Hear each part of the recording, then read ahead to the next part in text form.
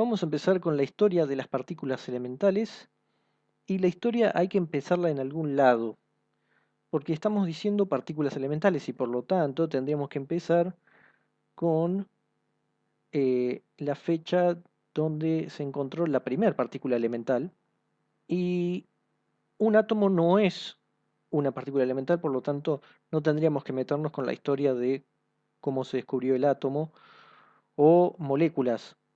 Así que vamos a tener que promediar eso y arrancar en algún lado. Por otro lado, la luz va a estar metido en toda esta historia, así que no podemos meternos con las partículas que forman parte del átomo nada más. Así que uno puede arrancar, por ejemplo, con 1800. William Herschel descubre lo que llamaban los rayos de calor o la luz infrarroja, es decir, que la luz deja de ser lo que vemos, sino que había más que eso. Resumidamente podemos contar cómo lo descubrió. Herschel estaba testeando filtros para el Sol para poder ver las manchas solares. Se dio cuenta que con el filtro rojo había un montón de calor que se producía, pero lo clave fue que hizo pasar la luz del Sol por un prisma donde se descomponía en todos los colores la luz del Sol y poniendo un termómetro justo al final del espectro, después del rojo, se dio cuenta que subía mucho la temperatura, que había mucho calor. En particular, ese termómetro tenía que medir la temperatura ambiental en el cuarto en el que estaba, pero comprobó que en esta zona había más temperatura que en la parte visible. Luego, con más experimentos, concluyó que debería haber una luz invisible más allá del espectro visible. En 1801, Ritter también hizo experimentos, pero ahora del otro lado del espectro, del ultravioleta, viendo cómo afectaba a ciertos compuestos este otro lado, diferenciándolo de los rayos de calor del infrarrojo. En 1895, mucho después, Röntgen descubre los rayos X. Esto ya con la aparición de los tubos de rayos catódicos, los tubos de Crookes para ser más específicos, pero para meternos ya con los componentes del átomo, en 1897, J. J. Thomson descubre el electrón. Esto lo hemos visto en electromagnetismo. Dejaré el link en la descripción al video de cómo se descubrieron los electrones y las cuentas al respecto también. Para resumir, vamos a contar un poco. Thomson sabía que los rayos catódicos emitidos por un filamento caliente podían ser desviados por un campo magnético. Esto sugería que los rayos estos tenían carga eléctrica y la dirección sugería que la carga tenía que ser negativa. En ese sentido, si bien se llamaban rayos, no eran rayos de luz, sino que eran partículas, tenían carga. Entonces lo que uno podía hacer es hacer pasar el rayo o el haz a través de un campo eléctrico y un campo magnético.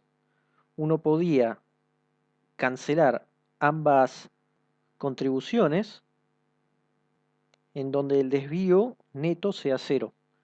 Con eso, Thomson pudo determinar la velocidad de las partículas, que era aproximadamente un décimo de la velocidad de la luz, y también la proporción de carga a masa.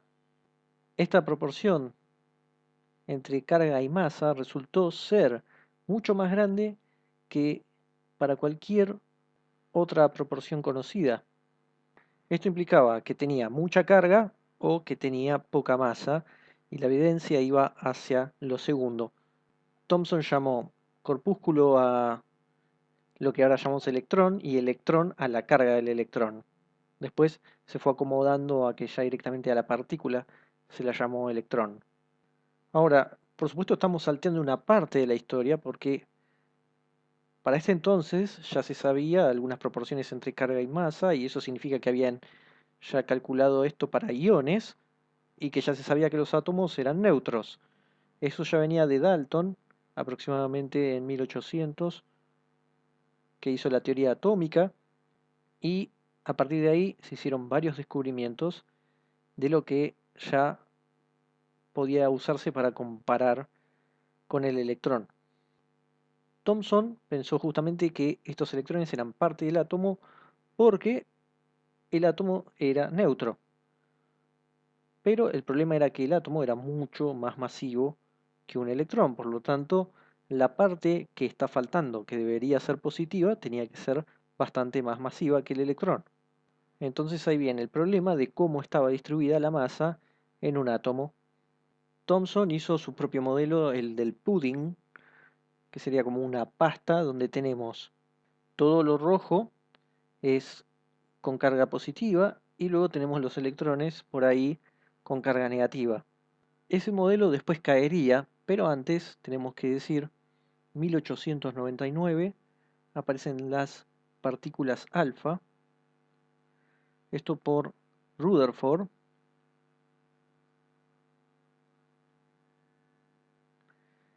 Esto aparecía a través de la radiación del uranio. Las partículas alfa son en el fondo dos protones y dos neutrones, núcleo de helio 4. En 1900 tenemos los rayos gamma por Paul Villard,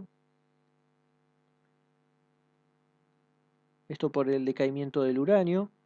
Y ahora sí, en 1911, Rutherford otra vez descubre el núcleo atómico vía experimentos de scattering. Básicamente lo que hizo fue bombardear con unas de partículas alfa a unas láminas de oro. Así que si hubiera sido, como decía Thomson, se hubieran desviado poco, ninguna se hubiera desviado mucho, porque es como una bala pasando por una bolsa de arena, por decirlo de alguna forma. En cambio, se veían cosas así. Y teníamos también, algunas seguían de largo y no eran frenadas. Acá uno esperaría que sean frenadas todas y bastante igual. La conclusión de Rutherford fue que las partículas alfa se encontraban en el medio con algo que era muy masivo, muy chico y muy duro, por decirlo de alguna forma, por cómo rebotaba. Y esto significaba entonces que toda la carga positiva está concentrada ahí en el medio. Porque a comparación con los electrones, una partícula alfa directamente los patearía afuera, es decir que no cambian nada, son muy, muy livianos. Como si esto fuera poco, en 1917, Rutherford también descubre el protón, el núcleo del hidrógeno, ya con un experimento distinto que es usando otra vez las partículas alfa, pero ahora hacia un gas de nitrógeno. Ahora, más allá de que no estamos siguiendo cronológicamente, ahora en 1914 Bohr propone un modelo atómico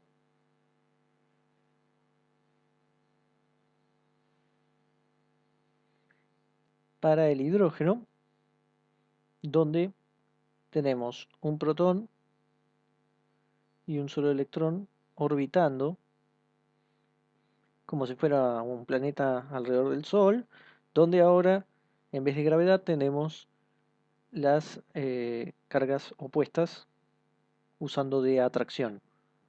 Este modelo, si bien era primitivo, en cuanto a lo que tiene que ver con la mecánica cuántica, logró hacer algunas predicciones que tienen que ver con el espectro del hidrógeno, así que anduvo bien en ese momento. De ahí entonces era natural suponer que los núcleos de átomos más pesados van a estar compuestos de más protones que estén juntos y por lo tanto uno puede tener más electrones dando vuelta alrededor del núcleo. Sin embargo, había un problema. El siguiente elemento más pesado que el hidrógeno era el helio, y el helio resultaba ser 4 veces más pesado que el hidrógeno. Y el helio tiene 2 electrones.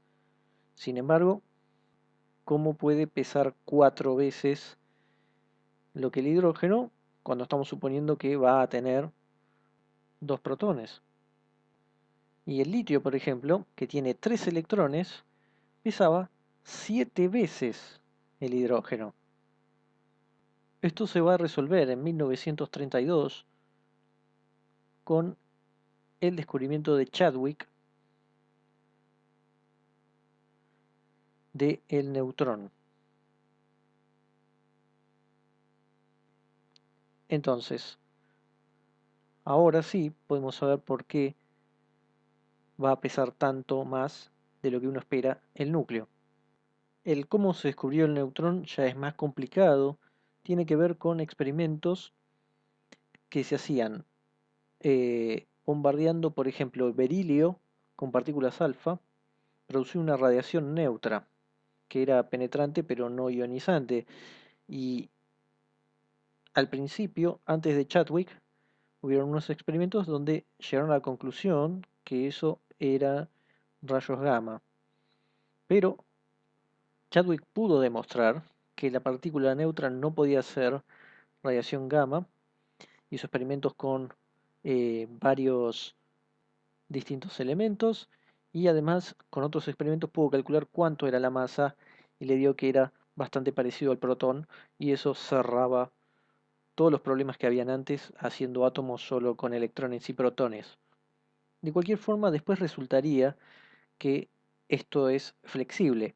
En un mismo átomo, hablando químicamente, podemos tener distintos isótopos. Esto significa, podemos tener que siempre tengan la misma cantidad de protones, pero puede variar la cantidad de neutrones. Así que eso permite variar los tipos de átomos. Entonces acá lo que hemos hecho es, muy resumidamente y salteando, describir el periodo clásico, que podemos decir que va de 1800 hasta 1932, si tomamos como primer partícula elemental el electrón, ahí ya tendríamos que decir que va de 1897 a 1932, pero es nada más que una caracterización. No hay ninguna razón para tomarlo desde acá más que esa, pero tranquilamente uno podría irse hasta Herschel o Dalton en 1800. La cuestión en este periodo clásico es que tenemos una descripción de la respuesta a de qué está hecho la materia. En 1932 uno puede decir que era solo neutrones, protones y electrones. Por supuesto que habían problemas, eso es cierto, pero había una base. Hasta ahí resultaba que no solo el electrón era una partícula elemental, sino que el protón y el neutrón también. Pero como decíamos antes, la historia de las partículas elementales no es lineal. Acá lo estamos tratando de ver como si fuera lineal, pero en el medio hubo cosas que podrán tener efectos mucho más adelante. Así que esto es nada más que una forma de ordenar solo una parte, que llamamos periodo clásico, de cómo se fueron descubriendo algunas partículas.